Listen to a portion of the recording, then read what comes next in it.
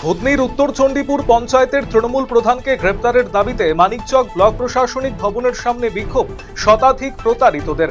অভিযোগ, বাংলার বাড়ির নামে লক্ষ লক্ষ টাকা আত্মসাৎ করেছেন উত্তর চণ্ডীপুরের প্রধান, কিন্তু এখনো বহাল তবিয়তে ঘুরে বেড়াচ্ছেন তিনি।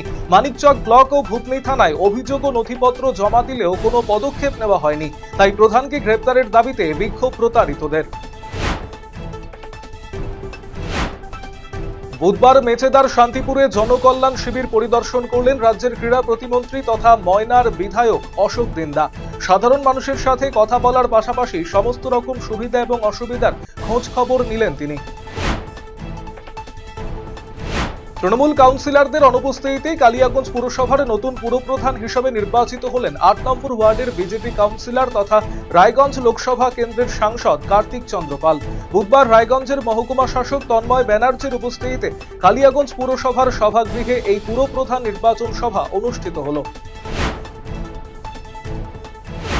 এবার কাটমানির টাকা ফেরতের দাবিতে আবাস যোজনার সুপারভাইজারের বাড়ি ঘেরাও করে বিক্ষোভ গ্রামবাসীদের। বুধবার মালদার ইংরেজবাজার ব্লকের কোতোয়ালি পঞ্চায়েতের দৌলতপুর মৌজার কাজলদিঘি গ্রামের বাসিন্দারা বিক্ষোভে শামিল হন।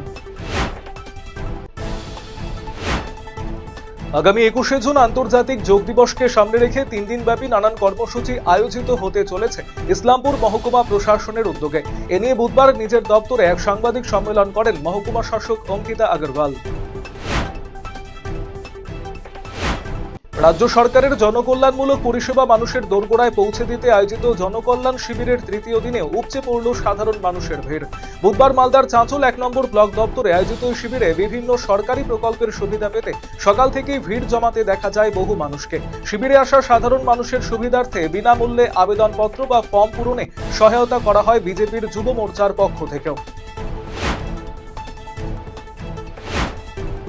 পূর্ব মেদিনীপুরের পাঁশকুড়া থানার কালী মন্দিরে পুজো দিয়ে আইসি শুভব্রত নাথের সঙ্গে সৌজন্য সাক্ষাৎ করলেন পাঁশকুড়ার বিজেপি নেত্রী তথা পিংলা বিধানসভার বিধায়িকা স্বাগতা মান্না। থানা সংলগ্ন কালী মন্দিরে ফুল মিষ্টি দিয়ে পুজো দিলেন তিনি। পাশাপাশি ফুলের তোড়া, উত্তরীয় গাছের টব, মিষ্টি দিয়ে পাঁশকুড়া থানার ভারপ্রাপ্ত আইসিকে সংবর্ধনা দিলেন তিনি।